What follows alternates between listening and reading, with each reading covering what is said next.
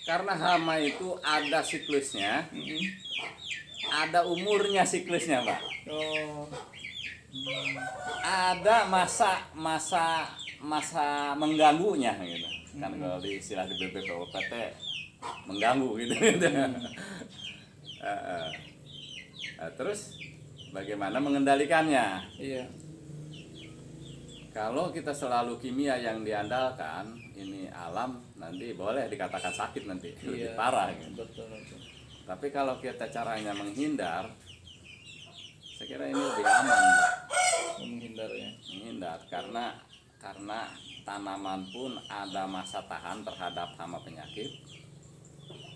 Hama pun ada masa diam dan ada masa menyerang gitu. Nah, dari siklus itu disejajarkan, Pak. Dengan umur tanaman yang ditanam, kira-kira di masa menyerangnya hama itu jangan ada di masa rentan umur tanaman kita, Pak. Iya, betul. Itu saya yang pakai. Punya imunitas.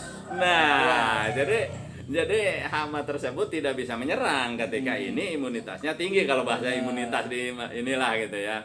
Gitu. Ketika kita punya tanaman masa tahan, ini menyerang, tidak akan merugikan seberapa gitu. Dianggaplah bahkan tidak menyerang, tidak terjadi nyata serangan itu. Tapi ketika ini menyerang, ketika ini pas rentan, maka rusak bakal Pak itu. Itu. Misalnya nih waktu keluar malai. Kalau ini masanya jadi ulat, ini padi bisa putih semua, Pak. Oh iya. Nah, kita hindari itu aja. Keluar malai jangan di masa jadi ulat. Ya, kalau bisa masa jadi kepompong, setidak-tidaknya paling di masa misal ngengat gitu. Masa terbang kupu-kupunya. Kan tidak mengganggu, kupu-kupu dan kepompong tidak mengganggu, Pak. Dia hanya bisa mengganggu tanaman di masa jadi ulat. Itu hindari, Pak, karena siklusnya jelas. Ada 44 hari dari kupu-kupu jadi kupu-kupu lagi. Ya, padi dari 0 hari sampai 10 hari panen. Terus masa rentannya dia ya kurang lebih kisaran umur 50-60. Kan gitu aja. Kira-kira di 50-60 itu jangan jadi ulat, itu aja sebetulnya. Tidak terlalu sulit, Pak. Yang sulit itu kita mengetahui kapan sih terjadi penerbangan, kapan terjadi jadi ulat.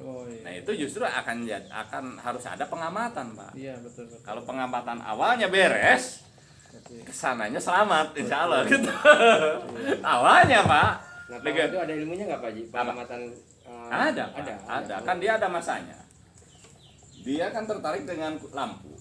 Di mana di lampu pinggir sawah ini ada kupu-kupu, oh berarti penerbangan sudah terjadi, Pak. Oh, benar. 4 hari kemudian pasti ada telurnya di sawah, di daun padi. Nah, terus 4 hari kemudian pasti ada yang menetas jadi ulat. Nah, terus kita hitung, Pak. Dia masa jadi ininya kan umurnya misalkan seminggu, nanti masa jadi telur 4 hari, masa jadi ulatnya lama memang 28 hari. Nah, itu yang disindari ini nih, Pak. Gak usah pakai racun, Pak. Gak usah. Tiap tanaman beda-beda berarti ya siklusnya. Enggak, hamanya sama. Hamanya sama. Umur tanaman kan beda, Pak. Oh. Itu jadi umur tanaman beda. Misalkan si herang dengan mekongga, apalagi sama muncul, jelamaya muncul. Kan umur tanaman itu yang harus diperhatikan. Jadi jelas kalau umurnya beda, masa rentannya juga beda, Pak.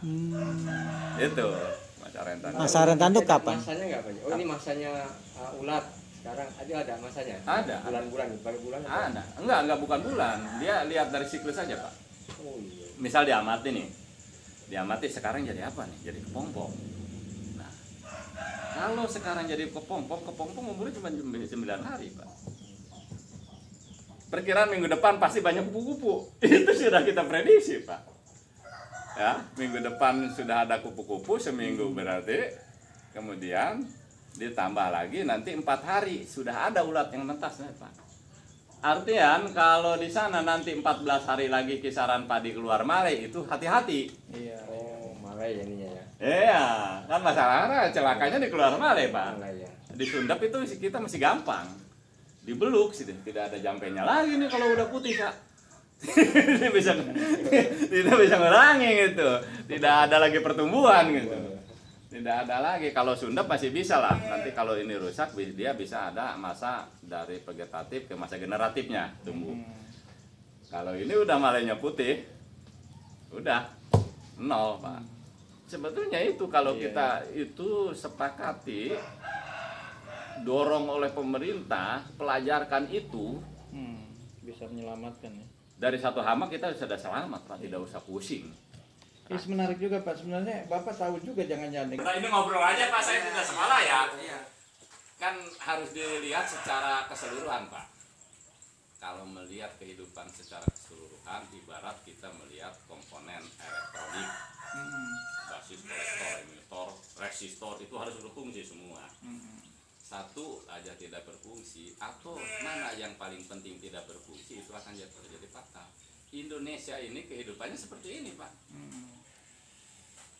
Katanya sih yang imunitasnya tinggi, kan tidak juga sampai terjadi kematian katanya gitu. Kalau dilihat dari ilmu itunya ya Pak ya. Iya.